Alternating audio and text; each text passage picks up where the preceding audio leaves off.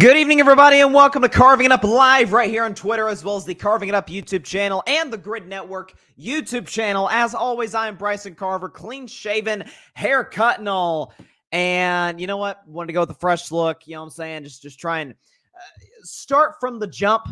You know what I'm saying? There's like a satisfying process when you're growing facial hair, you're growing your hair. I don't know. Maybe this is a guy thing. Maybe this is a me thing. From starting from the beginning, going to where you want to get. So clean shaven face, I guess, at the very end of this NBA Finals. Or is it the end of this NBA Finals? I'll discuss that in just a second. Admittedly, narrow path the Dallas Mavericks have to take in order to beat the Boston Celtics. But I do believe it is a possibility. Also, getting into the Caitlin Clark, Angel Reese thing, we're going to talk about the basketball. We're not talking about the off-court nonsense that the bad actors, I shouldn't say all of them, a lot of bad actors in the media are trying to promote it as. Oh, then I'm going to put that aside. Why I do think there's a very interesting reason why Caitlin versus Angel actually is a rivalry, despite Caitlin obviously being the better player.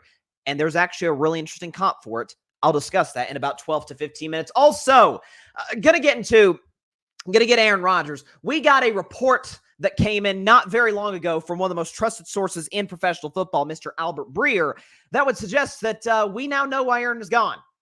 And it validates everything I said on him last week on Thursday. Actually, a video I uploaded today. Definitely check that out. Not after you watch today's show, of course, but check that out for sure. And at the end of today's show, Game 5 predictions for this NBA Finals between the Boston Celtics and the Dallas Mavericks. Very excited to get into that stuff as well as Klay Thompson's talk. So Klay Thompson unfollow my Warriors on Instagram, and that was a sad thing to see for me as a Warriors fan because, you know, Klay's my guy. I'll get into that in about a half hour. But first, so Dallas not only keeps their season alive, but does so in dominant fashion in Game 4 of the NBA Finals on Friday. I did predict Dallas to win. In the name of pick integrity, I said, you know what? If Dallas loses, I go down with the ship. I'm going to be loyal to my pick. Dallas not only wins, but wins in dominant fashion, 122-84. The Mavericks go on to go only 14-41 for three-point range. The Celtics, ironically, hit more threes in this game, but Dallas was dominant start to finish. Luka Doncic was excellent, particularly, and this was a credit to Luka, because I and everybody's mama called Luka out after Game 3. Like, bad effort on the defensive end, at least be respectable and not be, as Pat Bev once called Chris Paul, a cone on that end of the floor. Luka Doncic is the primary defender, held Boston Celtics players to 2 of 11.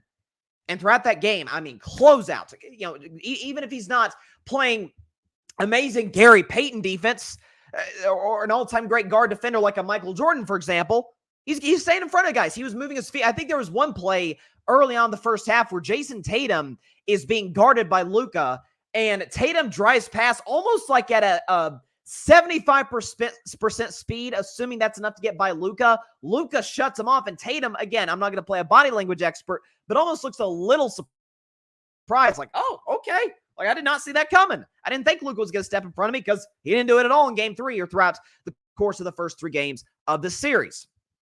So Dallas now down 3-1. Of course, as we know, no team in the history of the NBA Finals has ever come back. Heck, forget that, the NBA Finals. In the history of the NBA playoffs, has come back from down at 3-0 in a best-of-7 series. Here's the thing for Dallas. So again, I'm not going to, what I'm about to say has almost nothing to do with Friday night. Almost nothing to do with it. Dallas was supposed to win in many respects. I know Boston was favored to win the game. I would have been really surprised. I talked about the potential of Luka getting swept on Friday, what it would mean. The other superstars in NBA history have been swept. I didn't think Dallas would get swept as a guy who picked them to win the series. But Dallas winning the dominant fashion they did was a combination of Boston having a ton of room for error, given that they're up 3-0, and they're the better starting 5 compared to Dallas' starting 5, and the fact that Dallas was desperate and at home. So I want you to follow me on a little journey here into a very narrow possibility that the Dallas Mavericks win this series. And again, I think, is it 156-0? Teams that have been up 3-0 in a 7-game series that have gone on to win, obviously. Only 4 of those have ever faced a Game 7. Ironically, one of those teams was the Boston Celtics a year ago, down 3-0 to Miami, came back to tie the series and go to a Game 7. Tonight's Game 5, and I'll predict the game at the end of the show, is going to be the best chance, I think, by far, for the Celtics to win this series. You're like, Bryson, they got 3 opportunities. They have 4 opportunities. Well, okay, we'll just flush game 4 down the toilet. You got 3 opportunities to win 1 game. If Boston doesn't do it tonight, boy, you want to talk about pressure. Because in my mind, if this puppy goes to a game 6 in Dallas, if memory serves me correctly, Luka Doncic has never been closed out at home in his career. Because 2020 was the bubble. There was no home games. 2021, he was closed out in LA against the Clippers in Game 7. 2022 is closed out on the road after almost getting swept by the Warriors in this conference finals. Dallas won Game 4, got blown out in Game 5 by Golden State. You think about, and that's really the only 2 series Luka's lost in a home court advantage-like series. There's no way Dallas loses Game 6. I'm not saying Dallas wins Game 7 by default, just by coming back from 3-0, because we saw what Boston did. At home, nonetheless. Just got again, Tatum turned his ankle in that game. There's a lot of factors, but Miami just outplayed them, out-physicaled them from the jump. If this puppy gets to a Game 7, because I don't think Dallas will lose a Game 6, you want to talk about pressure. After all, for years and years, Tatum and Brown can get the job done, and now you're on the doorstep. Now it's like, okay, yeah, they're 15-2, dominant playoff run. Folks are having conversations. Is this one of the greatest teams in NBA history? Certainly one of the greatest individual seasons in NBA history, potentially. And all of a sudden, holy crap, we're in a Game 7, potentially to win the finals, but also to lose the finals. I give Boston a 90% chance to win tonight. Tatum hasn't been good throughout this series. We can actually show you. You know what? I'll do the Tatum segment in a few minutes. But Tatum hasn't been good throughout the series. But if he's a C+, B-, Boston will take that. I think Jaylen Brown will be much better in Boston than he was in Dallas. He wasn't particularly good. He was good in Game 3. Was awful. Everybody for Boston was awful in Game 4. Again, you see what you get from guys like Porzingis. His health is still a little bit of a concern. It's a very, very weird injury that he suffered a week ago in Game 2. All these factors, I think Boston's role players will shoot better. A guy like a Sam Hauser, a Peyton Pritchard, a Drew Holiday, obviously, who'll be much better offensively, you would think, in Boston than in Dallas. On the other side of the coin, Luka's Luka. I know what I'm getting from him. Kyrie's the wild card. Getting to him in just a second. And the other guys for Dallas were absolutely, as bad as Boston was shooting from 3 the first 2 games of the series, and really throughout the series, Dallas was just as bad, if not worse.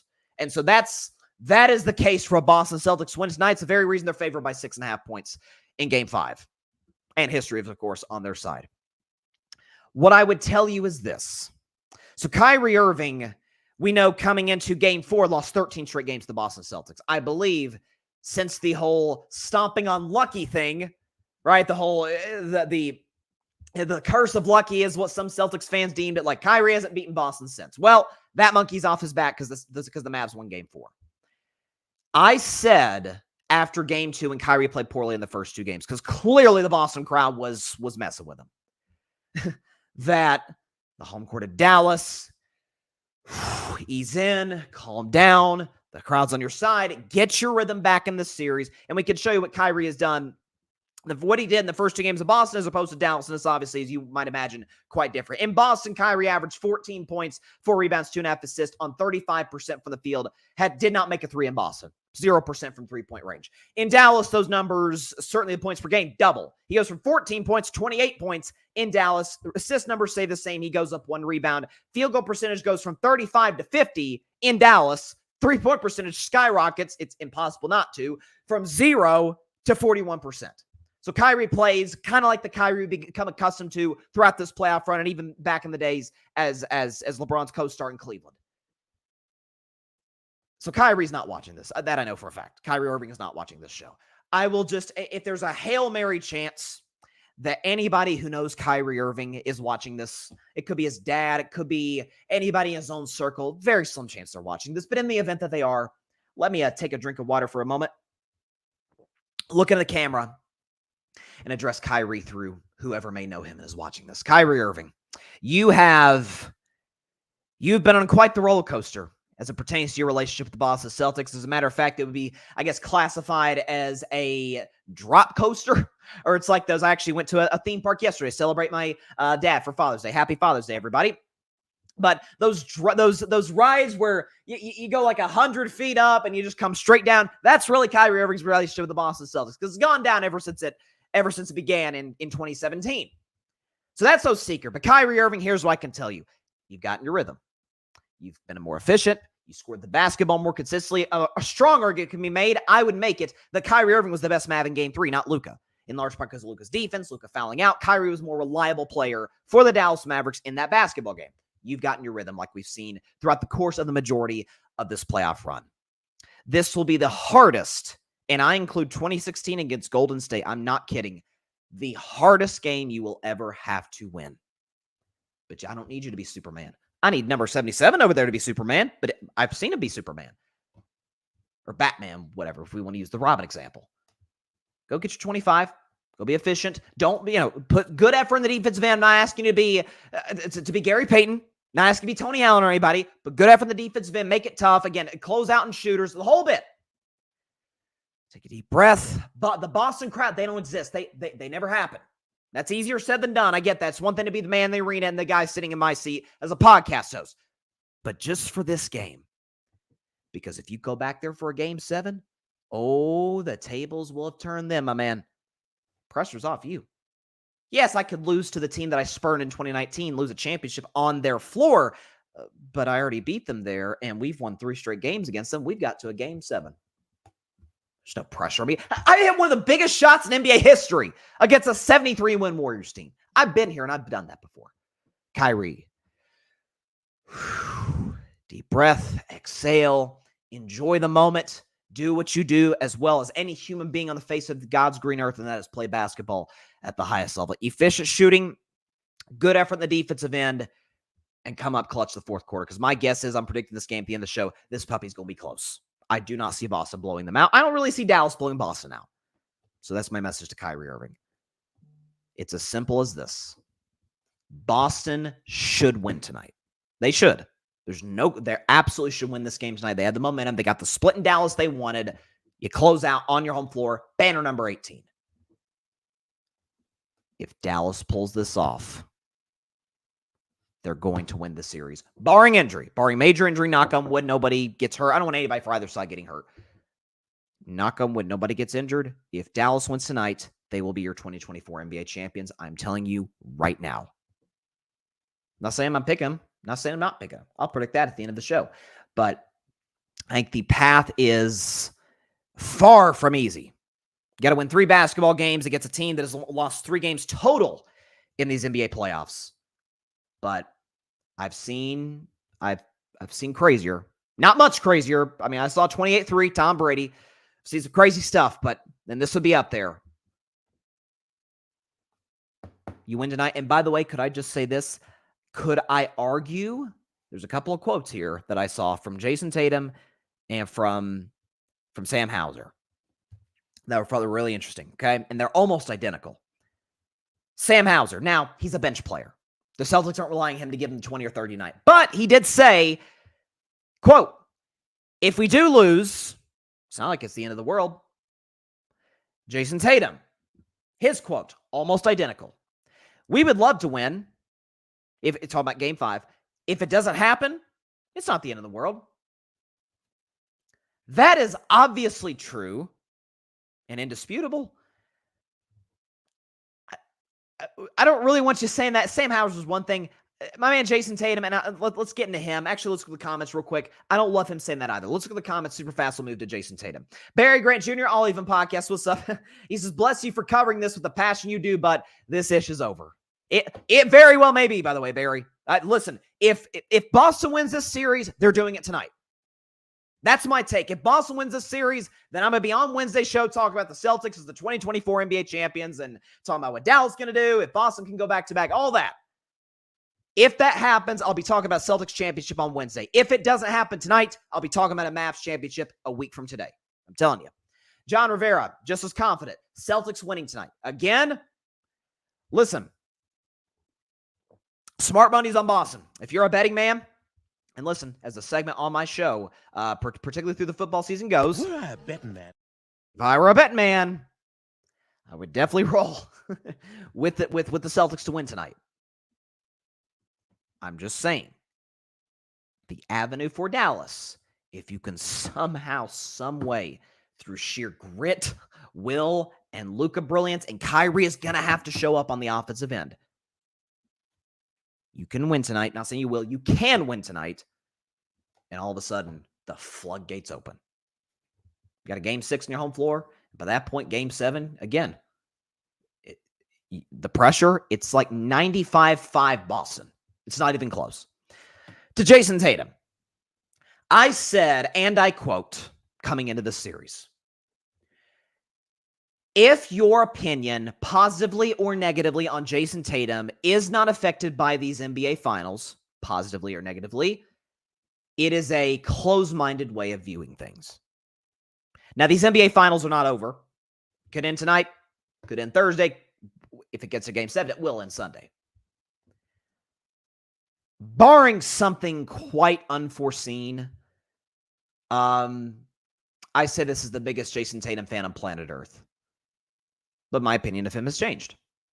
If I'm gonna ask everybody else to, hey, change your opinion. If you're a Tatum hater and he plays great, you should change your opinion on him, or at least adjust it. Not change it necessarily entirely, but adjust it.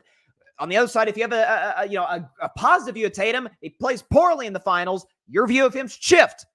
Well, my view of him's shifting because I was a guy who was, and I'm still a Tatum guy. I still love Jayson Tatum, and that doesn't negate the things I've said about in the past as it pertains to his biggest games of his career have come with his back against the wall. Game 6 against Boston. Game 6 and 7 against Philly. Like, we've seen it. Game 7 against Miami 2 years ago. We've seen Jayson Tatum do these things. But two things could be true. Jayson Tatum is an excellent playoff performer and not a very good finals performer. He's just not. We could show you his numbers in the NBA Finals through 10 games. That's a pretty big sample size. He averages about 21 points per game, which is good till you look at the efficiency. 7 rebounds, 6 assists, okay. Until you get to 36% for the field, 38% from 3. The worst stat of all, 0 games of shooting 50% or better. He's played 10 finals games in his career, 6 in 2022. For thus far this year, he has never shot above 50%. As a 6'8", 6'9" wing, that's not great. And we can update the stat. I showed you the stat where comparing Tatum's field goal percentage through however many games the finals, 8 career finals games with 100 attempts and then 150 attempts. And I think he had the second worst field goal percentage with 100 attempts, worst percentage with 150. Now we can show you 175. We can pull up this stat right here. Actually, it doesn't look like we have it on here, but the stat was for Jayson Tatum. He shoots the worst percentage in NBA history with 175 attempts through 10 games of a finals career. Like, he's not an efficient player in the finals. And there's a very weird, I've talked about before where Jayson Tatum doesn't give off the stone cold killer aura that a LeBron James does, that a Steph Curry does, that heck an Anthony Edwards does, that throw out another play, Giannis does, Luka does. That's just not Tatum's MO. But as I've said before, I don't think it necessarily has to be. When we think about Magic Johnson, albeit Magic was not a score-first player, but when we think Magic Johnson, do we think, boy, killer mentality? No, but Magic's the greatest point guard ever. I don't think that was... And again, it's not necessarily a point guard's role to be... The game was very different back then. The definition of a point guard is different then than it is now, but you get what I'm saying. You don't necessarily have to have that. But I saw in Game 2... I saw it even a little bit in Game 3 and Game 4. I don't really care that much for Tatum for anybody for the Celtics. Nobody played well. But there's this weird... The thing with Tatum that is so odd to me, he's missing a lot of shots. Those looks he's hit all season long, all career long. People have crushed him. Oh, the step back 3. He's hit a million of those in the regular season. Oh, going to the rim. He's very good at that in the regular season. Him and Brown are excellent driving to the basket statistically. He's taking a bunch of shots that's not bad shots. Shots he's very comfortable taking. But there's this, again, I don't want to be the body language expert, but there's a weird sort of uncertainty that he exudes when he's driving the basket. It's not like he's going half speed, but he's struggling to finish the rim. Excuse me. His three-point shot just, I don't know. The shots look good in terms of where he's taking them on the floor. But again, his facial expressions, again, maybe I'm reading too much into this, but my opinion on him has shifted. It would be, again, as I said before, close-minded of me, or for anybody, at least who falls into my camp of Jayson Tatum fan to say that my opinion of him isn't moved. It has not moved any at all from how he's played in the finals. It has to move. Because my thing was 2 years ago, you're like, why was your opinion so high after what happened against the Warriors? Because it was against the Warriors. Because the best player on the other side of the floor, in my mind, we can argue about this another day, is the 6th greatest basketball player ever, Steph Curry. Prime Steph Curry, mind you, on the best finals run of his career. They had Draymond Green to guard him. They had Andrew Wiggins to guard him. They had Klay Thompson to guard him. All Klay kind of toward the end of his prime, but all of them really good defensive players on ball. So I give him a pass for that. Now, Dallas can guard you. I mean, if you look at what Boston's done offensively as it pertains to points per game, they're not exploding offensively against the Dallas Mavericks. We could show you. Game 1, they score 107, 105, 106, and 84 on Friday night. A lot of that, again, was just Boston saying, hey, we'll get him in game 5. So, again, you can't put too much weight into that. Dallas' defense has been really good, but why is Jaylen Brown getting his shots at points? Why is Drew Holiday getting shots? Jayson Tatum's not getting double-teamed. This is not a situation where guys are swarming to stop Tatum. Now, he's the focal point of Dallas's focus because he's the guy with the highest ceiling when it comes to beating you one-on-one off the dribble or a catch and shoot, playing off the ball, whatever the case may be. But if Derek White goes for 25, 30 and beats us, what are you going to do? Well, what are you going to do? He's a really good player, but we got to focus on their top 2, Tatum and Brown. Now, Brown's been much better. If the finals ended today or if it had it ended Friday, I think Brown gets MVP. I don't know who gets MVP if Boston wins tonight. I don't think it's Tatum. To me, it's between Brown or Drew Holiday, but especially depending on what Drew does offensively tonight. But it's been a very, very weird series for Tatum. And again, I can't view Jayson Tatum the same now as I did 2 weeks ago. I can't do it. I think it'd be intellectually dishonest if I did. So that's my take on Tatum. John Rivera in the comments. Big game from Luka and Kyrie, but the Celtics will have a great team effort tonight. I mean, that's kind of the formula that I'm thinking if Boston wins, where Tatum gives you an inefficient 21, because that's what he averages for his finals career. Brown gives you about that, maybe about 23, 24. Holiday gives you 15 to 20. Derek White hits some big shots. Al Horford gives you double digits off the bench. Maybe Pritchard or Sam Hauser hits a couple threes. Porzingis gives you what he can give you. And Boston wins this game tonight. So that to me feels like the scenario in which the Celtics do it, because that's what they did in game 1 and 2. That's what they've done throughout these whole playoffs long. We haven't had I think Tatum had a big game 3 against the Pacers, but I think over the course of the playoffs, we haven't had just a one-man wrecking crew explosion from Tatum, Brown, or anybody. It's just been more of it's been very 04 Detroit Pistons. It's very 2014 San Antonio Spurs. Like, no one clear, number one option offensively, but who gets the open shot? Who gets to take the shot? Open man. Which is a beautiful way to play basketball. I'd argue it's the right way to play basketball, depending on how your team's constructed. So, credit to Boston for really embracing that. It's why they're a win away from a championship. So, also, again, I was talking about Kyrie earlier. And he had some quotes, if I could pull this up, because I thought they were fascinating, but also a little bit, take it out of context a little bit. Excuse me. So, if I can pull up the Kyrie comments, because he was talking about the interview or not the interview, he was talking about his time in Boston and all that, and how he never really embraced sort of the culture there. And yeah, it doesn't look like it. I can find it here because it just popped in my head. Basically, he was talking about how he couldn't really embrace I think he called it like the cult of Boston, which, by the way, he went on in the interview to say that wasn't like a shot at Boston.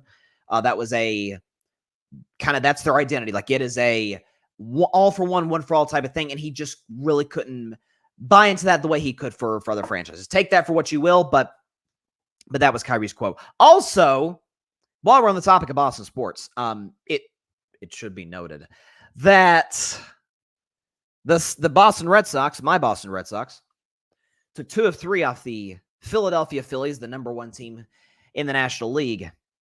But more importantly, after losing game 1 on Friday to the Bronx Bombers, the New York Yankees, on Saturday, the Red Sox handed the Yankees an L. The Yankees lose. And yesterday, in what was a franchise record 1, 2, 3, 4, 5, 6, 7, 8, 9 steals. 9 steals. This is mid-80s baseball, baby. The Boston Red Sox won 9-3, and the Yankees lose. Love it. Listen, I have always been one to be objective as I can humanly be of all of my teams. And coming into the season, I did not have my Red Sox making the playoffs. Thought the American League was stacked. And the Yankees are going to go on to win that division. I don't see Baltimore catching them.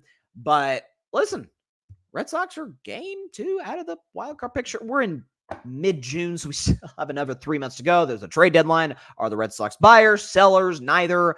Listen, the inactivity by the Boston Red Sox front office has driven me absolutely insane. The fact that this is one of the richest ownership groups in professional sports, and yet they don't seem to have any sort of, and it's weird, the aggressive feel that they've had in years past as it pertains to going out and getting a Josh Beckett to help win the 07 title, going out and getting JD Martinez to win the 2018 title. Like, the aggressive nature of the Boston Red Sox feels like it's kind of gone by the wayside ever since the Mookie Betts trade, which unfortunately yesterday, by the way, Mookie Betts breaking his hand on a inside pitch just sucks. All the best to Mookie. Hopefully he gets back pretty soon. But it feels like the identity of the Red Sox in that regard has changed. I think I alluded to that a couple weeks ago. But listen, take 2 of 3 off, and it was at Fenway nonetheless. But take 2 of 3 out the best team in the NL. Take 2 of 3 out the best in the AL. Hey, 4-2 ain't bad. I'll take that, especially against those gosh darn Yankees. Come on, man. Listen, I'd be lying to you if I didn't think at this point the Yankees are the clear favorites to win the AL pennant. But this is the Yankees we're talking about. What they go the whole 2010s without winning a title now. 86 years for the Red Sox, but it's a new day. It's a new day in Beantown, or really a new era, so to speak. So we'll see. But that was nice to see my Red Sox do. Also, did you see the end of the U.S. Open? Bryson DeChambeau, shout out to another Bryson. Bryson DeChambeau winning a second U.S. Open against Rory McIlroy with that bunker shot. That bunker shot after Rory missed the putt was, wow. One of the more dramatic moments I've seen in a golf tournament at a major. So, kudos to Bryson for getting the job done. And shout out to you, represent all the Brysons out there. We're hanging in there together. All right, let's transition to Caitlin Clark and Angel Reese. So, as is normally the case when these two involved in the same story, even separate stories unto themselves, there is fake outrage, controversy, bad actors galore. We're not going to give them any airtime. We're not going to do that today. I've relitigated that enough. I've ranted on both sides as it pertains to the culture wars and the nonsense that has nothing to do with basketball, that were not put out by the WNBA, by its players, but by the media at large. So as far as the game yesterday, so Angel Reese's Chicago Sky went to Indiana to take on Caitlin Clark's Indiana Fever. The Fever did win this basketball game 91-83. The Fever won back-to-back games, 3 out of 4. And if the playoffs began today, ladies and gentlemen, Caitlin Clark's in it. It's a 12-team WNBA. 8 teams get in. Caitlin Clark's Indiana Fever would get in. And I think you're seeing a clear correlation between the Fever actually getting time in between games as opposed to what they weren't getting their first 11 games this season to rest. Caitlin Clark needs rest as much as any player in the WNBA because of the college schedule and her WNBA schedule. But you're seeing her play much better. Caitlin in this basketball game, by the way, dropped 23, 9, and 8 on 23 points and 11 shots is like peak level efficiency. But there was controversy. So in the third quarter, Caitlin's driving to the basket down the left side, and Angel Reese comes out of nowhere, comes from behind her, and we could show you the video right here, kind of whacks her in the head right there, and it was called a flagrant one. You'll see the replay a few more times here, but Angel Reese whacks Caitlin Clark across the head. It was deemed a flagrant one foul. Caitlin Clark, went to the line and knocked down her free throws. And again, Angel Reese was assessed a flagrant one foul. We'll show you one more look of it right there. And I do think that it is, for one, anybody debating, oh, this is a dirty play. I do not think it was a dirty play. I think it was what Angel said, and most notably, what Caitlin said, because I think this matters when you think about what happened with Kennedy Carter 2 weeks ago. Because Caitlin said after the game, they asked her, and she said it's a basketball play. And people are like, oh, she whacked her in the head. She was going for the ball. We could show the freeze frame right here. There's Caitlin getting hit over the head. Look at Angel Reese. Where's Angel Reese's line of vision directed towards? The ball.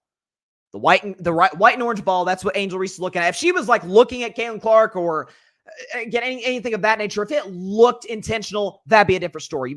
You would probably be talking about certainly a flagrant 2 for Angel Reese, maybe even a potential suspension because of the severity of that foul. What I found interesting about that is the fact that when the whole Kennedy Carter thing happened with Caitlin Clark, when the Sky traveled to Indiana to take on the Fever 2 weekends ago, I thought it was very interesting because that was clearly intentional. Clearly, Caitlin's just standing there.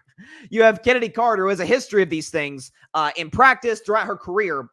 She yells the B word at Caitlin, comes in and blindsides her and just assessed a flagrant 1. And there's the controversy around that. It was clearly an intentional play, clearly not a basketball play. And Caitlin said as much in an interview after the third quarter. She said, yeah, that's not a basketball play.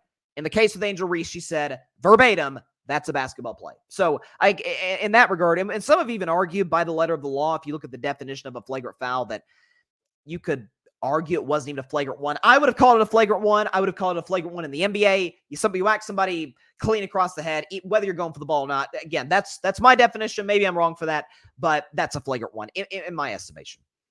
What I think is kind of the bigger topic of conversation, because Angel and Caitlin have now played each other 4 times over the course of the last, 15 months or so, or really, no, 14 months or so since last year's national title game. And Angel got the first one, LSU winning the national title in 2023. Caitlin's won 3 straight. The Elite 8 this year, the regular season game 2 weekends ago, and then yesterday. So Caitlin's on a 3-game winning streak against Angel Reese and is obviously, undeniably, and unequivocally the better player. And so for that reason, people are like, is it really a rivalry? Is Caitlin Clark, is Angel Reese a rivalry? Because you have one player, as good as Angel Reese is, and she is clearly the second best player of this rookie class, Caitlin Clark is in a class unto herself. Could I make the case? Because my definition of rivalry when it comes to teams, and even to a certain degree quarterbacks, because of the immense value they have on an organization, on a football team, that my definition of rivalry is man with the core players, the core sort of characters to the story that are involved in a playoff series, in a playoff game, or multiple series or games. Each team has got to get the other at least once.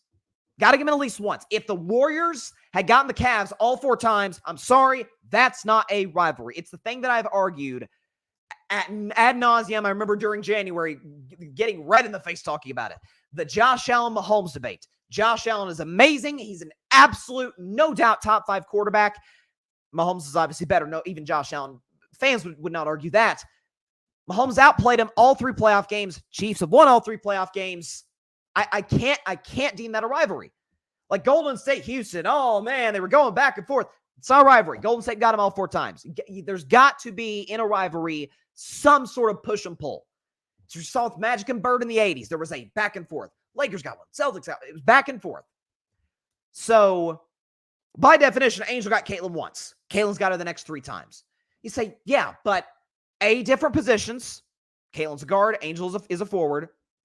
And B, clear gap. Caitlin's much better than Angel, even though Angel's a good player. Could I make the case? And for the record, I am not saying that either of these particular players are going to accomplish in their field what these particular athletes accomplished in theirs. Same sport, by the way. But let's show you Caitlin Clark and Angel Reese's stats head-to-head. This is when they're facing head-to-head. Caitlin, obviously much better, except for rebounds, much better than Angel. This is the 2 college games and the 2 WNBA games. Caitlin averages 26 points. Angel Reese doesn't even average half that at 12. Caitlin averages 6 rebounds. Angel more than doubles that at 14 rebounds. She's a double-double machine. Caitlin averages 8 assists, almost 9.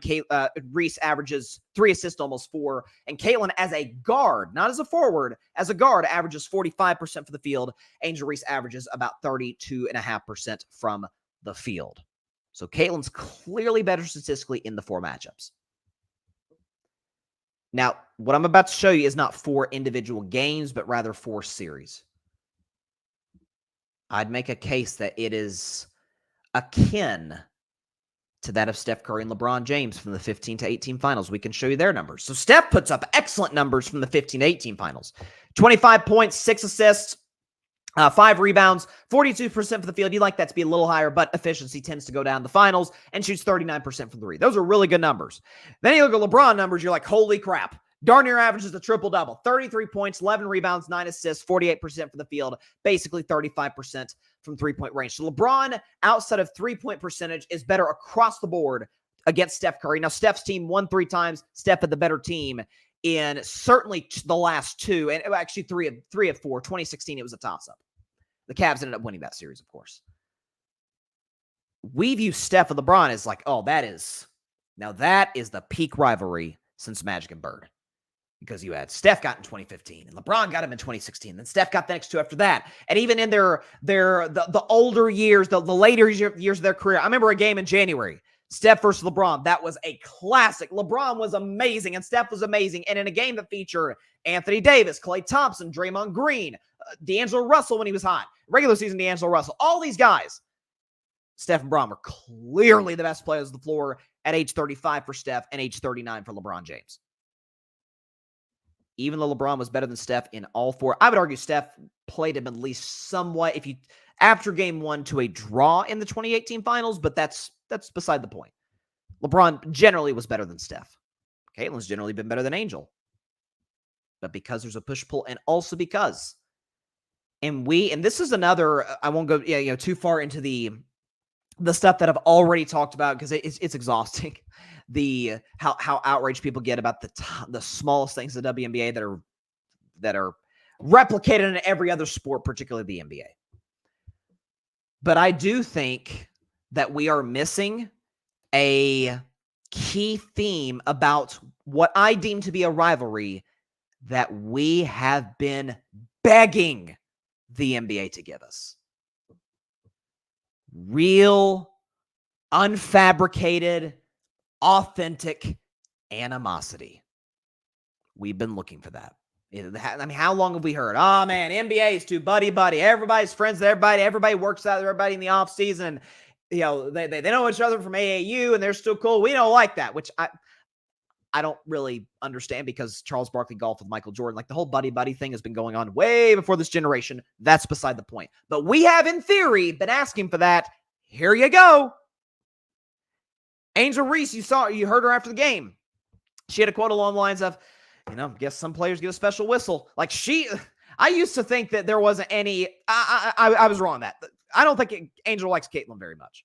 Now, I think a lot of that, as I talked about before, stems from the fact that the greatest moment of my life, winning a national title, because I did a 5 to 10 second celebration that Caitlin did days before, exactly the same as I did against Louisville, that I got nothing but hell from the internet for a year to a degree, still catch it, just because of that one innocent celebration. She didn't assault Caitlin. She didn't flip Caitlin off. She didn't get in her face. None of that. It was just a this and a this. That's all.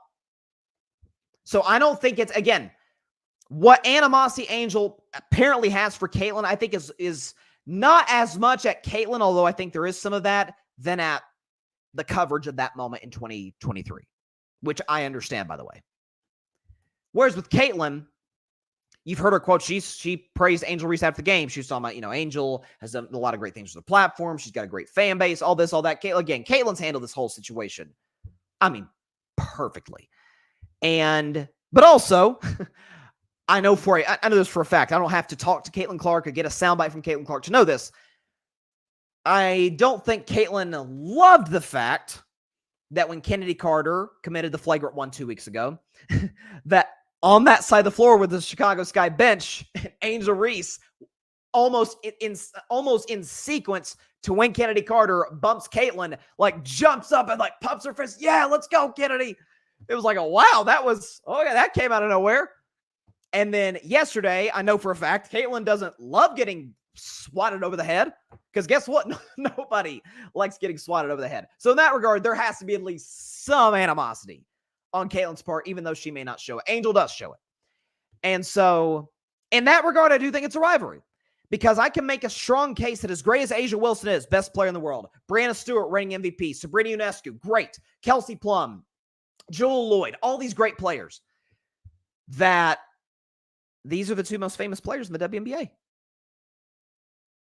The moment between those two, the game, even leading up to that, the 2023 Women's National Championship game in college basketball, that moment was what spearheaded what we're seeing today with the growth of women's basketball. The fact that I am in the middle of an NBA Finals. My second topic is about the WNBA, a regular season WNBA game on a Sunday afternoon. They spearheaded that. And so, in that regard, again, I understand those who say, hey, Caitlin's just much better. It can't be right. I understand that. But by my definition, there's got to be push and pull. Angel did get Caitlin once. Caitlin's got her the other 3 times. He's like, well, Caitlin's outplayed him all 4 times. Well, LeBron outplayed Steph all 4 finals. We still consider it a rivalry. And they played 2 different positions. Steph's a guard, LeBron's a forward. So it's akin to that. It's not the same because Steph's a top 6 player ever, in my opinion. I think, again, personally, we can argue about it another day. I think LeBron's the greatest player ever. Caitlin and Angel have a ways to go for that. And by the way, love this. Love this comment here. I hope it's a rivalry. Rivalries are good for sports. Indeed, my friend. Indeed. That's what we need. I mean, we've been asking for it. Here you go. And we talk about, that's what we love with college football rivalries, is that there is, because of the years or the decades and decades of battles between these two teams, particularly in college football, that these new kids, and every 4 years, or every year, there's these new, recruitment cycles, is they get to sort of inherit the legacy of that hatred. Like, again, I said this as a Vols fan. Like, new Tennessee players inherit a hatred for Florida, for Alabama, to a lesser degree, a Georgia, a Kentucky. So that's the really cool thing about college sports that we'd like to see more of in professional sports. Here you go. You've got it now. And so I hope that it is embraced in that regard. But like I said, I'm not going to acknowledge the tomfoolery of the bad actors who are, I saw one idiot, well-known idiot. You can find him on social media quite easily. That was saying that, like, Angel hit Caitlin because she's white. It's like, oh my God, you gotta be kidding me. Like, this is just, you are literally just saying stuff for clicks and to rile up people. That is your only intention of this, because you don't actually believe it. And again, the idiot that I'm talking about can be found very easily on social media. That tweet can be found very easily in the Twitter algorithm. I'll leave that for another day. Transitioning now to Klay Thompson. So this is a sad topic for me. Not a sad, that's too far. It's a little bit, in a sports sense, a somber topic for me. So I'm a diehard Warriors fan. I have been since the 2013-14 NBA season, which was the first All-Star season for Steph Curry. And it was the last year Mark Jackson was there. And, of course, over the years, Steph's become my favorite player. I've grown to love some of the other Warriors that were on that team throughout their careers and new ones. But on that team, David Lee, Andre Iguodala, Klay Thompson, Draymond Green, guys were on that team. Kent Bazemore, I love as a person. He drove me crazy as a basketball player with his missing open corner threes. That's beside the point. But Klay Thompson is a free agent this summer. That's no secret. We've known that for a while. But over the weekend, Klay unfollowed the Warriors on social media. And I would argue, more notably, it's one thing to just hit the unfollow button for a team on Instagram. That's easy. He seemingly either he deleted or archived. I hope he archived so he can put it back on someday. But let's just say for the moment, deleted all Warriors-related pictures or posts on his Instagram account. And so people are surmising that he's trying to send a message to the team, to the organization, that he wants more money than they're offering. We'll see. Here's the first part about this that is notable, that Brian Windhorst, the great Brian Windhorst, talked about this morning on ESPN. He said, after the fight, he said this is a new rule, and I'm reading this directly. This is a direct quote from Wendy. If I can pull this up, if I have the quote. Yeah, here it is. This is a new rule this year. As soon as the finals is over, teams can negotiate with their own free agents. So if the finals ends tonight, we will start seeing contracts, I believe, as early as tomorrow. So by that, you would think LeBron talks to the Lakers, Paul George talks to the Clippers, Tyrese Maxey talks with the Sixers, Klay Thompson talks with the Golden State Warriors. So my position on Klay has been pretty consistent as it pertains to his long-term future with the Warriors, really since the start of last season when he got up to a brutal beginning of the season from three, from just for the field, was not playing good defense, was showing clear signs of decline while still an effective player. I mean, he averaged 18 points per game, was close to 40% 3-point percentage. So he's still an effective player. Like people are like, oh, is Klay a starter? Yeah, Klay's a starter in the NBA. That's not the question. It's he'll never be prime Klay Thompson again, but can he be something close to that? That's the question. And we didn't see that from him last season, except in little spurts here and there. But for Klay Thompson and the Golden State Warriors, they're in an interesting spot, is Golden State. So, and Steve Kerr and Mike Dunleavy Jr. in their exit interviews after the play-in loss to the Kings alluded to this, that we will spend the money to put up a championship caliber team together. What we will not do is spend a ton of money, go into the luxury tax to be the 10 seed and losing our first playing game in blowout fashion. That is not money well spent.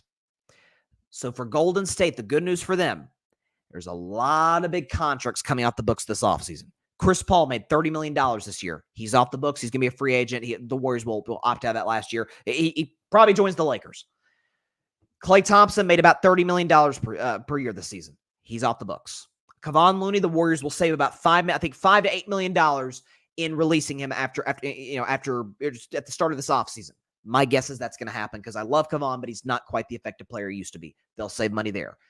To me, a big key for Golden State. Can you move Andrew Wiggins' contract? So Andrew Wiggins, if we could pull this up here in terms of what the Warriors owe him, because this is a long extension that's going to take him 3 to 4 years. If I can pull up Andrew Wiggins' contract on Spot Crack right here. Okay. He's on a 4-year contract worth about $109 million. And according to Spot Rack, it will take him into, do we have it? It will take him into 2027, in which he'll have a player option. In 2028, he'd be an unrestricted free agent. And this season, he would make $26 million. The next year, $28 million. The next year after that, $30 million. If you move that, or if you swap salaries with somebody else to get a better player, now you're getting your money's worth. Klay's contract is off your books. Chris Paul's contract is off the books. It's not much, but Kevon Looney's contract is off the books. You're really just playing at this point for sure Steph big money and Draymond big money, which both are still, we know who Steph is, and I will argue till the cows come home I did. Even with the Draymond suspensions of the games Draymond played, the Golden State Warriors were like the 5 seed. I think that in the games Draymond played, the winning percentage would have been about the 5 seed in the Western Conference, which, the 5 seed that was this year, the Dallas Mavericks. So he's incredibly valuable to the Warriors. If I'm Golden State, there's no other way to do contract negotiations than to be honest and to be transparent. You come to Klay and say, Klay, you have given this franchise 13 amazing years. You brought 4 championships. You are a first ballot, no doubt, Hall of Famer. And we would love to have you back because you still have value here. But there is a cap on how much we'll pay. And just be honest and transparent that last season, I don't even want to talk about the 0 for 10 game against Sacramento because that's become a really corny trend on social media that's gotten old pretty quick. But throughout courses of last season, missing open shots, rushing shots. There were times I talked about all throughout the regular season, Klay getting his own head. We'll have you back, but at the right number. And I don't know what that number is for Golden State. My thing is for Klay, and Wendy reported this morning on ESPN that I think Klay is more worried about years than average annual salary. So if that's, to me, I think the Warriors can use that as a negotiating point to say, like, we are going to put a, 15 to 20 mil, that's about where we're going to put the cap. I don't think you can pay Klay Thompson $25 to $30 million, especially over the course of 4 years for where he is at this point in his career, and hope that it will impact you in terms of competing for a championship. Because for me, for Golden State, Steph's great. Draymond's still effective as well. And Jonathan Kuminga, to me, is the only way I think Golden State moves Kuminga, because we saw flashes at the end of last season. There was one game where he went perfect from the field. I think it was against Cleveland? I forget who it was against. We had a perfect game from the field. We better love the deal, and we better think that this guy can help Steph Curry win right now and maximize the rest of his prime. That's the key. But if Klay, if we know the Orlando Magic have a lot of money, we know the Philadelphia 76ers have some cap space to bring in a guy like a Klay Thompson. The Knicks potentially do. If those teams offer more than what the Golden State Warriors are comfortable with, I think you have to let Klay walk, as painful as that will be. And, I threw out a stat. When was this? I think this was when Klay Thompson was going through struggles. I think this was midpoint of last season. And I threw out a stat that since the 2021-2022 season, the Warriors were like hanging around a few games above 500 when Steph, this is since their championship season. So October of 2021 to April of 2024. When Steph, Klay, and Draymond play together, not including the playoffs, there are a few games over 500. Here's the kicker. When it's just Steph and Draymond without Klay, they're 33-8. At least the last time I saw that stat, 33 wins and only 8 losses. It goes to what I've said. Draymond, and I love Klay. I'll always love Klay. That man, no one will ever wear number 11 ever again for the Warriors, and he should have a statue outside the Chase Center one day. That said, Draymond has always been the second most valuable piece to this operation as far as players are concerned. It's Steph. We know Steph's the guy. Draymond's been number 2. Remember 2016, Draymond suspended, and that sort of turned the tides in that series for Cleveland.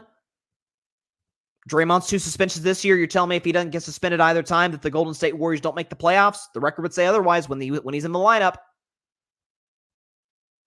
So for Golden State, to me, the key, and I was on this last season, I'm certainly on it in the offseason, because today as we sit here, I say this as a diehard Warriors fan. The Golden State Warriors are not championship contenders. They're just not. They're not. If it's 10 seed, I get the Draymond suspensions hurt that, but they're not a championship contending team. They need to get, to me, first and foremost, and if they believe Kuminga's the guy, okay, but at 22, 23 years old, boy, is that a big risk. Putting a good, consistent number 2 scoring option next to Steph Curry. Because Klay, love him, he's not that anymore. He's not. The numbers bear it out. If it's Zach LaVine, the injuries concern me. Jimmy Butler, same thing. The Jimmy Butler Miami reports are starting to concern me as a Jimmy Butler fan, that if Jimmy can't work in the Miami locker room, the Golden State one with Draymond, I don't know how that'll work. Now listen, we worried about the Chris Paul-Draymond dynamic. Chris Paul can't speak highly enough of Draymond Green after spending a year with him. So maybe that could work. But to me, Golden State needs to go big game hunting. Paul George, dare I say Kevin Durant, do you offer? That's the only deal I would be okay with offering Jonathan Kuminga in. Like a Kuminga, Moses Moody, Trace Jackson Davis, and a slew of picks for Kevin Durant to send to the Phoenix Suns for KD. LeBron's going to be a free agent. LeBron's going to opt out of his contract with LA. At least make a call to Rich Paul to see if you can bring him in. If you bring LeBron James in, all of a sudden, you got yourself a championship contending ball club. LeBron may be 40, Steph may be 37 next year, but Steph's 36 coming off a season where he averaged 26 a game and won Clutch Player of the Year. LeBron James coming off a season when she averaged 25, 8, and 7 on 50% from the field, 40 from 3. They're still really good players, all-star starter caliber players. And so,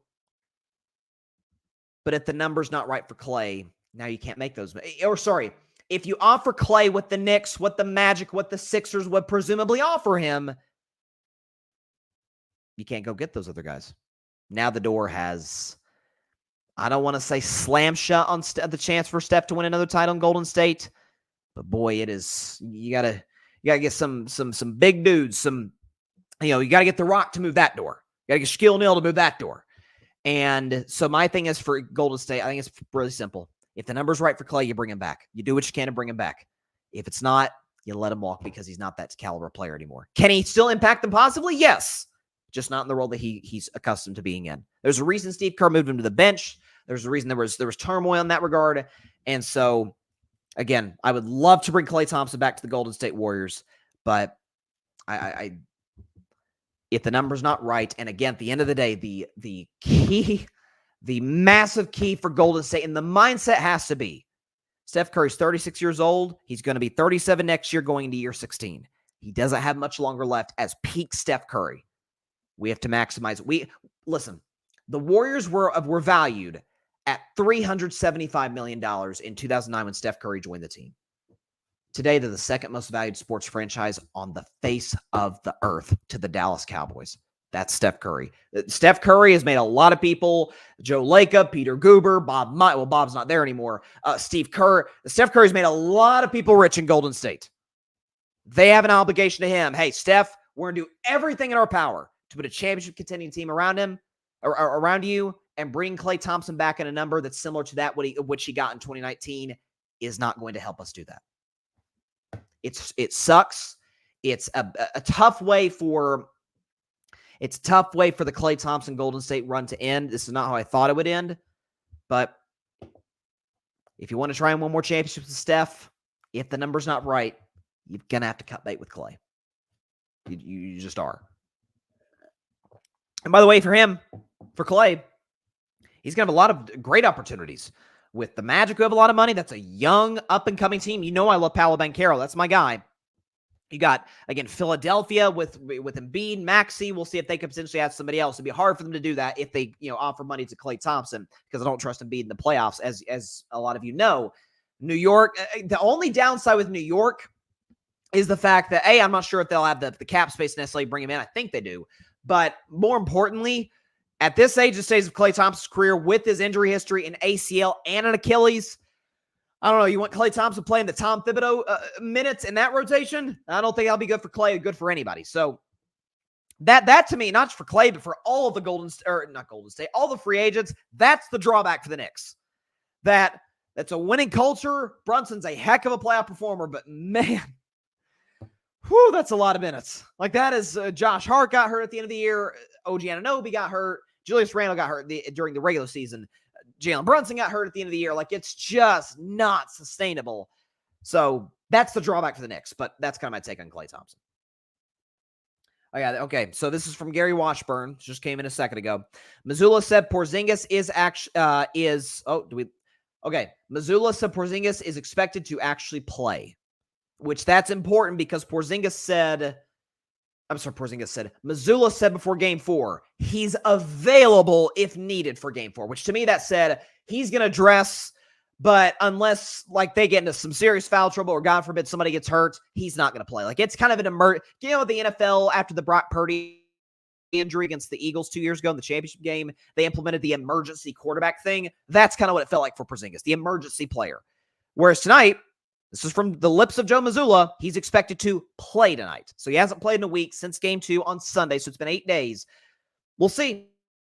Again, knock on wood, he stays healthy, but I've heard all the doctors, Lisa Salters, who's consulted people, Lisa Salters, who covers the finals on ABC as a sideline reporter, has consulted with medical professionals within the Celtics organization and outside of it who have said this is a weird, again, I'm not going to explain it because I'm not in the medical field, but it's a very weird tendon injury. We'll see what he gives him tonight. Patrick Brown. What's up, Patrick? If Klay, is willing to reduce salary and role, it could be the right move for him. And that's, again, to me, the only place Klay Thompson should take a reduced salary is Golden State. Klay Thompson's done too much his career. If he's got one last opportunity to get a large contract and he knows he won't get it in Golden State, God bless him, man. I hope he gets all the money he can possibly get in Orlando, Philly, whoever will offer him that money. So, listen, man, I'm whatever the case is, man, I'm always going to love Klay. Whether he's a Warrior now, I'm always going to love Klay. I'm always going to pull for him. And I don't think the Golden State Warriors can contend for another championship if Klay Thompson is making $25-30 million a year in an impact role. Or not an impact role, but a key role for the team. If he comes back at 15-20 mil, comes off the bench as the sixth man, hey, I'm all in. Bring Klay back, man. Other than that, I just don't think it works. Steph Curry's 36. You maximize what's left of his prime. You go big game hunting. You go and get another star player to put next to Steph because LeBron's got a star in AD. Well, we'll see what LeBron does. But as we say here today, LeBron's got a co-star in AD. Okay, you got Jokic got a star in Jamal Murray. Ant's got a star in Cat. Just Tatum's got Brown, or vice versa, depending on who you ask. Luka's got Kyrie. If you look across the league, the super duper stars, Giannis has Dame. The superstars of the NBA have an elite co-star. Steph doesn't have that. Draymond's elite at what he does, but that doesn't translate into being, hey, Draymond, if Steph's not playing well, man, could you drop 25, 30 for us? That's never been Draymond's game. Even when he was a better scorer, when he was averaging about 15 points per game back in the 73-win season, that's just not what Draymond's role is. So getting a secondary scorer to me is the primary objective for the Golden State Warriors this offseason. And listen, in Joe Lacob I trust, in Mike Dunleavy Jr. I trust because he learned under the great Hall of Famer Bob Myers. He'll make it happen. Golden State will get somebody. Again, in my wildest dreams, maybe LeBron. If we make that happen, hello, Golden State may be the favorite out of the West potentially against Denver and Dallas and maybe Minnesota. But got to get somebody. Got to pair Steph with somebody. Otherwise, now you're risking Steph potentially leaving or asking for a trade. And that's the last thing you want. All right, let's move on to what else we got on the docket. Oh, I nearly forgot. Okay. Thank you, Albert Breer, man. You just gave me a topic. Albert Breer, one of the best reporters, one of the best insiders in the National Football League. So I talked about Aaron Rodgers on Thursday and the fact that he missed Jets mandatory minicamp. It's well within his right to do so, but don't lecture us on how football needs to come first. Now we need to be intentional about everything. More on that just a second. But the Jets and Robert Saleh announced last week, talked about it on the show, that Aaron was gone because it was an unexcused absence. This was not a situation where it was like a birth of a child. It was not, God forbid, somebody in the family's sick or it's a wedding or whatever. This was an unexcused absence. Well, now we have more specifics, not exactly, but more specifics from Albert Breer. This is what he wrote, and I quote, "He is somewhere that they cannot excuse and maintain credibility with the rest of the locker room, but would be expected, would not be an out of left field thing for him." So you guys can open your minds, so to speak, as he's been known to open his mind sometimes, into all of the possibilities. First of all, that is elite. Let's give Albert Breer a round of applause. You want to talk about wordplay? I want to read that again because that's Kendrick Lamar poetry, man. What was this? So you guys can open your minds, so to speak, as he's been known to open his mind sometimes into all of the possibilities. Albert Breer, kudos to you, my man. That was brilliant. So basically, in the most diplomatic, detail-lacking way possible, he's saying Aaron's on another retreat to get high. That's what he's saying. Now, for the record, I want to make myself abundantly clear when I say this. Whatever Aaron Rodgers is doing, he's probably doing it in like South America or something. Wherever he's doing it, whatever he's doing, he is well within his right to do so. He is. I think a lot of the... Listen, I think the United States for a long time has had a lot of issues as it relates to drug crimes. And so like that's another discussion for another day. But Aaron Rodgers is well within his rights to do whatever he wants to do with whether it's a retreat, a vacation, whatever it is. Again, Albert Breer alluded to ayahuasca. He did. If that's what it is, God bless Aaron. Just a little advice for Aaron. Maybe, just maybe, on mandatory minicamp, mandatory minicamp Aaron Rodgers missed. He is the only Jet to miss for a non-contract related absence. Maybe in the end of season presser, don't lecture us on how important football is to you. This is what Aaron said in January. Take a listen. Anything that doesn't have anything to do with winning needs to be assessed. So anything in this building that we're doing individually or collectively that has nothing to do with real winning needs to be assessed. Everything that we do has to have a purpose too. When you step in the building, there's intentionality with everything that you do. And it's not a half the time thing, it's not a sometimes thing, it's not a most of the time thing, it's an every time thing. If you want to be a winning organization, you have to put yourself in position to win championships and be competitive. Everything that you do matters, and the bullshit that has nothing to do with winning needs to get out of the building. So that'll be the focus moving forward. So ironically, Aaron's out of the building, but just don't, again, Aaron's really bad about this.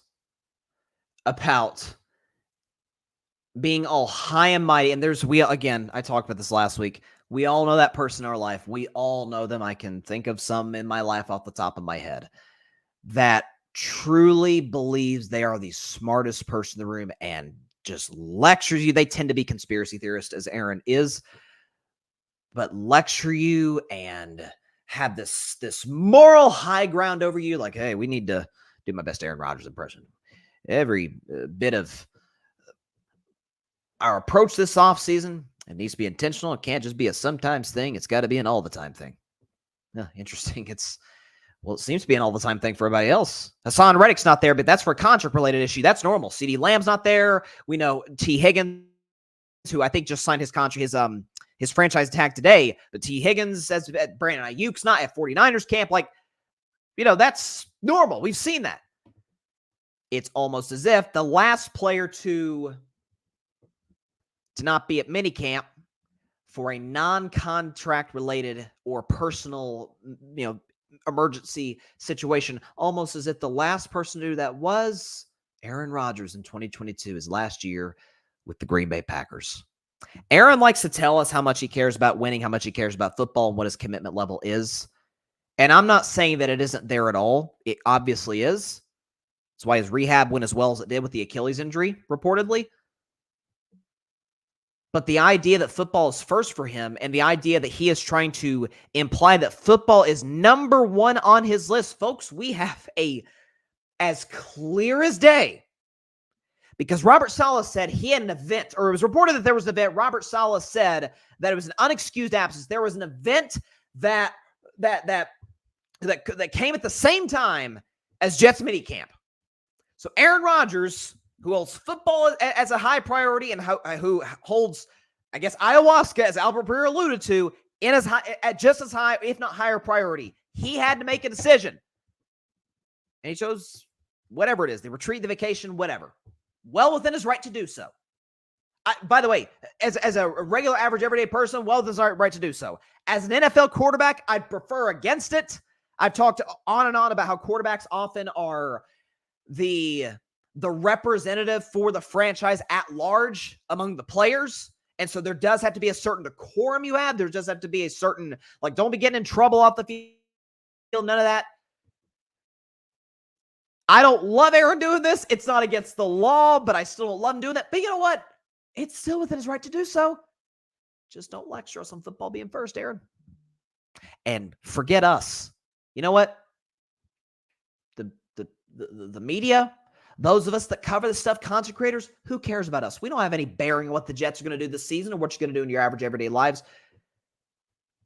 But to a certain level, Jets fans, and to a large level, Jets teammates. Imagine being a Sauce Gardner who did defend Aaron Rodgers on Twitter, but feels a little bit projecting, to a degree. A Sauce Gardner, a Quinnen Williams, a Tyron Smith in year 15. Year 14, Tyron Smith. Who else? Garrett Wilson, Mike Williams, all these guys for the Jets. You don't think they're a little bothered that, hey, I'm working my arse off at practice today.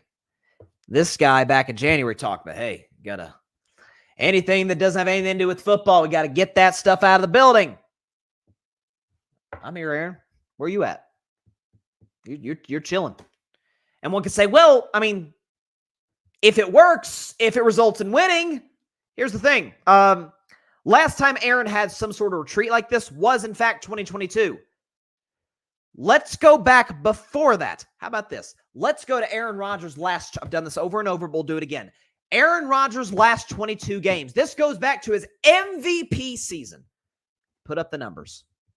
36 touchdowns, 12 picks, completes about 66% of his passes, pass rating of 96, throws for about 218 yards per game, but has a record of 11-11, so he's a 500 quarterback, 0 300-yard games, and 0 playoff wins. Now, the 36 touchdown, 12 picks, the 3-to-1 touchdown interception ratio, excellent. 66% completion, you'll take that any day of the week. 96 pass rating, really good. Really good. But 500 quarterback. Again, 22 games. He has not thrown for 300 yards once in that span. So when you talk about this whole, Aaron Rodgers resurgence and maybe this vacation getaway, whatever you want to deem it as, will get him back there. I don't believe that, because last time we saw it, he led the Packers to an 8-9 record. And they moved on from him in favor of Jordan Love, and you saw that worked out for Green Bay and how it's working out for Green Bay, and Jordan Love appears to be the future and the answer at quarterback. So Aaron has the right to do whatever he wants to do. Just don't lecture us that football is the number one thing for a guy who has not won a Super Bowl in 13 years. I just come up in the playoffs, come up very small in the playoffs, time and time and time again. So anybody in your life, like there's always that one person who tells you how important something is to them, like family's important to them, but their actions say otherwise, or their job is more important to them, but their actions say otherwise.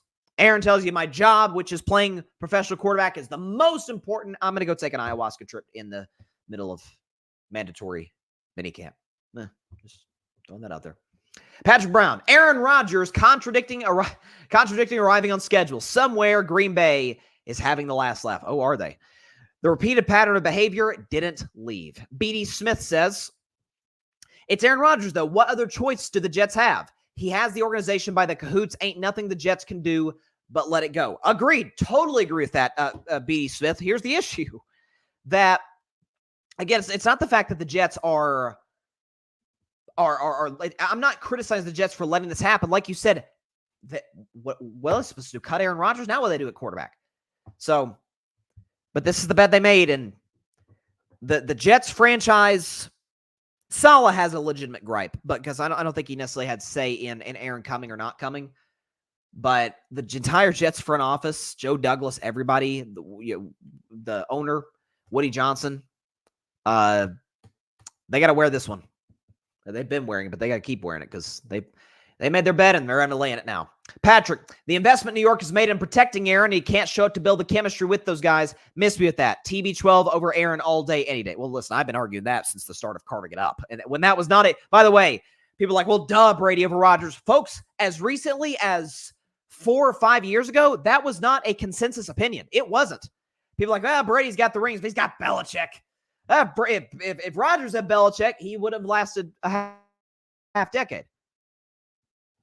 I mean, just read the book. It's a very long book, but read The Dynasty by Jeff Benedict, which is one of my favorite sports books I've ever read in my life.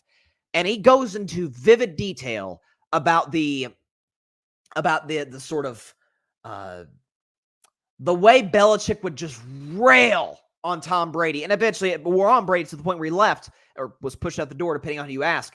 But it did set the culture in New England like, hey, if Bill can yell at Tom, he can yell at anybody. Now, again, Bill's sort of drill sergeant mentality, it just doesn't translate in today's NFL, and he didn't adjust the way that McVay has. And by the way, there's a difference between coaching people hard and being a drill sergeant. To me, those are two different things. But they coach hard in the NBA. Steve Kerr coaches very hard in the NBA. Pop does, Spo does, Missoula does.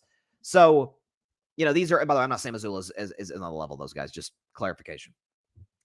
BD, I agree with you, BD Smith. I totally agree with you. BD Smith says he's setting himself up for a Senate run. You heard it here first. Oh, BD, he was reportedly, according to every source in the book, one of the people on a short list of candidates for Robert F. Kennedy Jr. to be the vice presidential nominee of the United States of America. Which, listen. The one thing I love about Aaron Rodgers is the fact that he makes my job easy. He provides me with constant, during the football season, I'm talking about Aaron Rodgers every week of the show, whether it's something said on McAfee, whether anything. So in that regard, I love Aaron, but can you imagine if RFK Jr. had actually picked him? It'd be like Aaron would say, hey guys,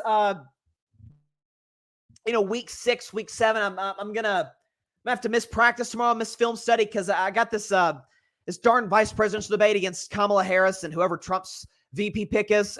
Sorry, I can't be there today. Listen, now RFK is an independent candidate, so obviously he's not going to win. But still, that would have been something. Patrick, Shannon Sharp was right for a decade, and people wanted to refute that it was all Cap. He went on nightcap and told everyone the cold truth. He was right. And now everyone has seen the light. Oh, I haven't seen the light, Patrick. I've been saying this for a long time. Long time about Aaron Rodgers. I've said his leadership qualities were at best a D, at worst an F. And you're seeing it once again. Aaron could go on his ayahuasca trip. There's nothing wrong with that. Just don't tell us how much winning in football matters to you. That's all. All right. Last topic of the day. And it's an important one. So in an hour, we got Game 5 of the 2024 NBA Finals between the Dallas Mavericks and the Boston Celtics. For the second straight game, Boston can become the 2024 NBA champions. Let's get the background music to predict Game 5, ladies and gentlemen. Here we go.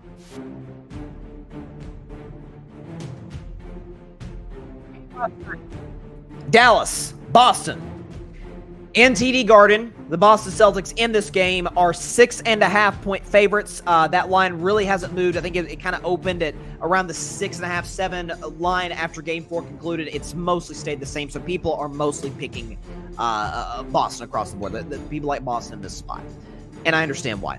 I talked about at the start of the show that I'm giving Boston about a 90% chance to win tonight, because they've been great. Again, the whole coming of this playoffs, my main concern for Boston is, man, they are an average team at home. And I couldn't explain it. It didn't make sense to me. The only thing I could theorize was the fact that it feels like Boston kind of plays down or plays up, depending on the situation, to their competition. Like, you had the weird loss to Miami at home in Game 2 of the first round. You had the weird loss to Cleveland in Game 2 of the second round. Just odd.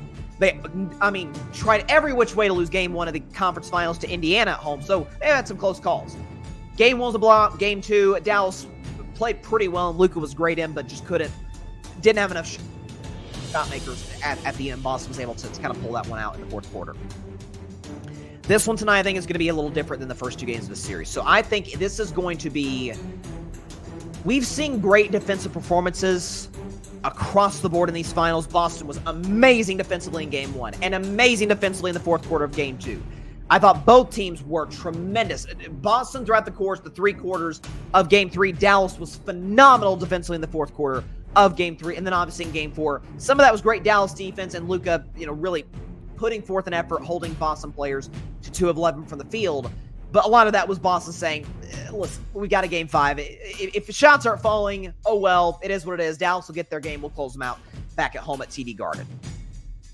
So I think we're going to see a little bit of a defensive war out there tonight. I don't think either team's going to break 100. That's kind of my bold prediction, is that neither team breaks 100. I think Luka's going to give you about 32 points. Luka puts up a stat line around like 32. I'd like to see Luka dish out at least 9 assists. So I'll say 32, 9, and 7 for Luka Doncic tonight. The other guys for the Mavs, again, kind of going out in transition, which they did a lot in Game 4. I have been all but begging Dallas to do more of that, because that's what helped them get on this hot streak at the end of the regular season, second half, post-All-Star break, into the playoffs, this transition, up-tempo, everybody gets involved. Daniel Gafford, Derek Lively, Derek Jones Jr., and PG Washington. Everybody gets involved. I mean, Tim Hardaway, for crying out loud, hit 5 threes in the fourth quarter. Only Ray Allen and Steph Curry have done that in a quarter of an NBA Finals. Go figure. The key for tonight, this is where I get nervous, is Mr. Kyrie Irving, who has had, I talked about earlier, won't go through the whole spiel again, but has struggled badly in Boston. Clearly, it's not deniable. The home crowd has gotten to him. But he comes back home. We can put up the stats one more time. Comes back home in Dallas and was great. 28 points, 4 rebounds, 3 assists. But let's just forget the assists and rebounds. 28 points on 50% shooting from the field, 41% from three-point range. So Kyrie was excellent in the 2 games in Dallas. His first 2 games in Boston, he was bad in. My hope for Kyrie is the fact that the Dallas crowd, the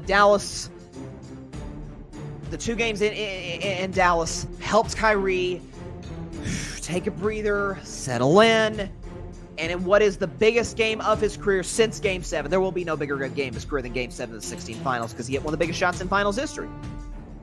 Is Kyrie Irving stepping up to the plate? He doesn't have to be Superman. That's Luka's job. Luka's job is to be Superman. Luka be a good co-star. Be like Kobe Bryant to Shaquille O'Neal. Not, again, Kyrie's not Kobe, but be Scottie Pippen. Pippen was the score-first guy. Be a Scottie Pippen to Michael Jordan. Give me 25 points on efficient shooting. give me at least a good effort on the defensive end. Don't go all out because I want you to have energy for the offensive end. Because Dallas can't win if Kyrie's not great tonight. They can't. Kyrie, give me 25, give me efficient shooting, and give me good play in the fourth quarter. That's all I'm asking. Because I think Luka can carry the job from there after that. So, last point before I predict the game. If the Boston Celtics win the NBA Finals, they're going to do it tonight.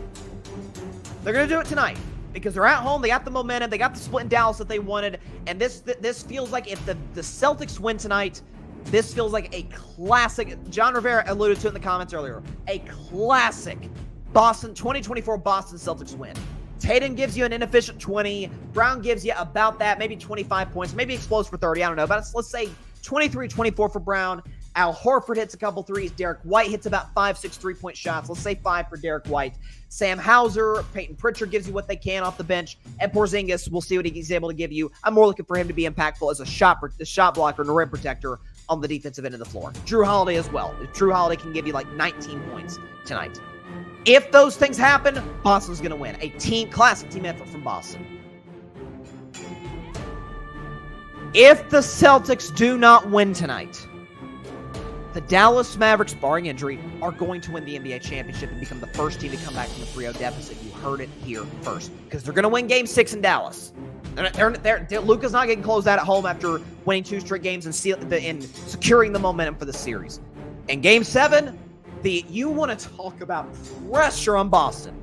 The pressure on Jaylen Brown. Can he get it done? Can he get it done? He keeps coming up short over and over and over. We have questions about Mazzulla. All this, all that. Now we have we have questions not about whether you can win, but hey, are you one of the greatest teams ever? Jayson Tatum before Game 4 says, hey, guess we got to win it next year, almost assuming, hey, we got the job done this season. They very well may. But this puppy goes to a Game 7 at the TD Garden on Sunday night. Oh my goodness. Dallas is playing with house money. If they lose, they were supposed to be in a Game 7 after being down 3-0. Most people who picked the Celtics had Celtics in 5.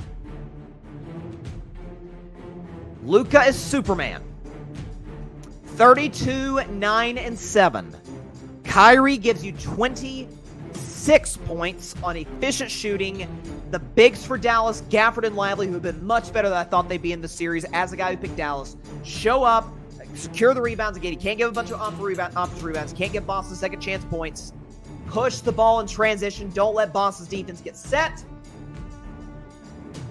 And the Dallas Mavericks win Game 5, 98-97 by the skin of their teeth. And yes, giving the Mavs plus 6.5. No question about it. This is going to be a close game.